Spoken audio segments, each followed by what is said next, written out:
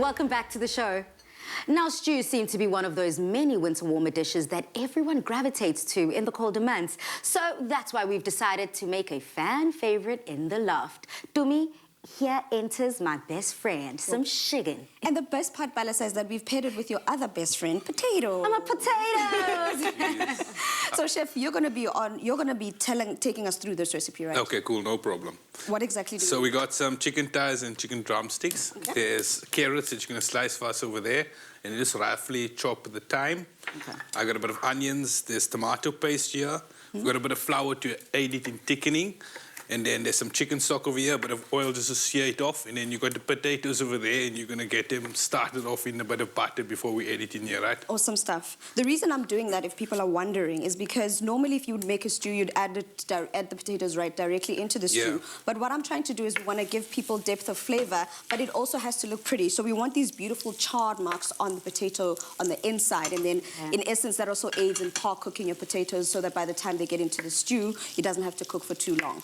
So I'm going to do that, and then after that, chop up some garlic, because I feel like no stew is complete without not at all. Garlic. Now, Chef, when it comes to a stew and just understanding everything and all the components that goes into a stew, I know you always have a good hearty protein, some veggies. What are some of the key components that if one is thinking of a stew has to be there that might differentiate it from a curry, for example? Okay, cool. I think the most important thing is not to add too much spices as well in it. You want to let your natural protein come through and shine as well. So, for example, the chicken needs to be like amplified with chicken flavor at the end of it when we're done. So, if you're going to add spices, add something that's going to enhance the flavor, but not really alter it completely. Root vegetables, very important. They call it mirepoix or like sofrito. It's different bases in the Spanish cooking or French cooking.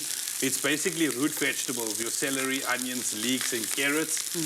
Some add peppers in it and that, but basically it's just a flavor base to sort of keep your stew full flavored as it's cooking.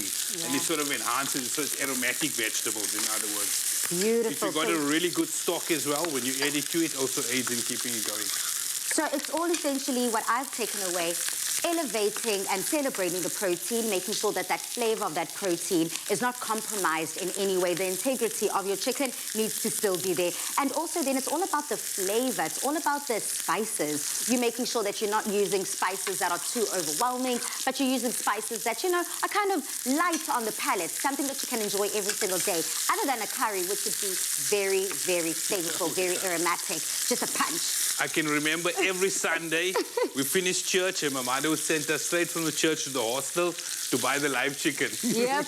Can I tell you something? I also, you know, the same family I was telling you about all the way from Bizana, my late grandmother used to love making us. We call it road runner, umlekwa, Cornish. It doesn't matter what you call it, but that hard-body chicken. She loved making it. But for me, sometimes, it just was always so tough. Correct. It was such a struggle having to get into it and go through it. So whether you are using a road runner chicken or just that normal, what do you call it, Cornish? Hey, road runner is a good name for it. Or whether you're using this chicken here, we just have to always make sure, though, that it is something that you can still remain succulent. That chicken mustn't dry out, essentially. During that long cooking process, yes. Okay.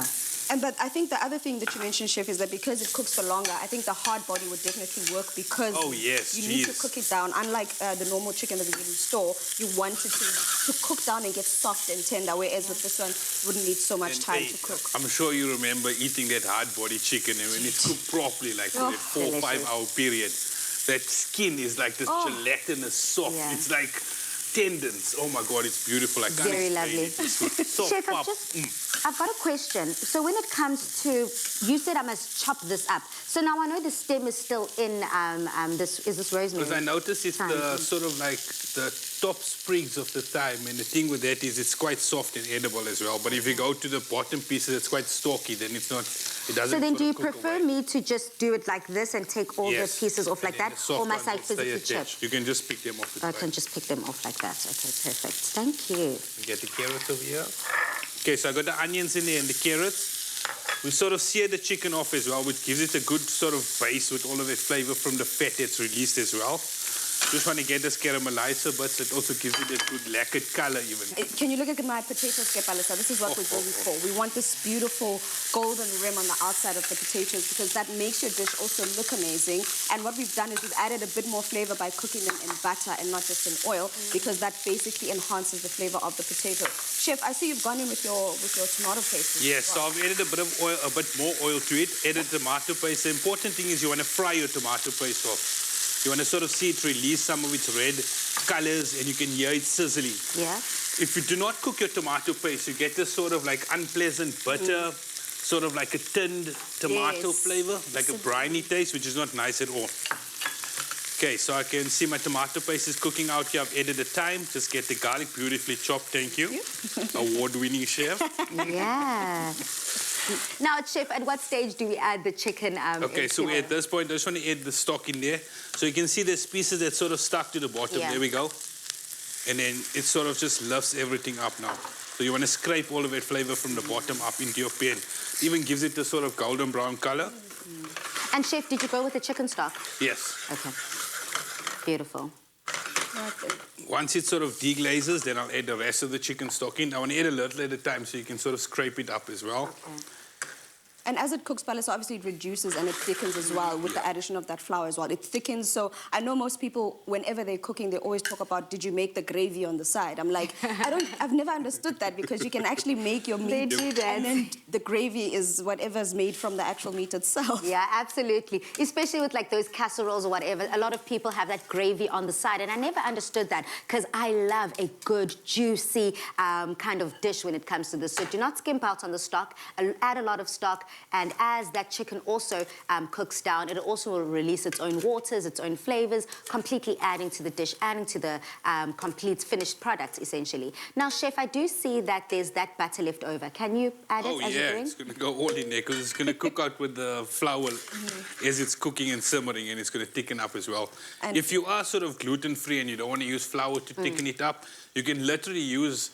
If you're using 2 onions, keep like 1 onion separately, 1 sliced, and 1 you can literally just grate or mince. And if you add it to your frying process... It thickens up your... Oh, yes, absolutely. I had no idea. So that is another tip. So if you do not want to add any type of flour to thicken up your entire stew, then add that grated onion as an agent to thicken up your incredible mixture. Voila. Voila. Oh, well, it has been said that the way to someone's heart is through their stomachs. But the only way to get this recipe is through our website. So head over to afternoonexpress.co.za for the full ingredients list for this tummy-filling recipe.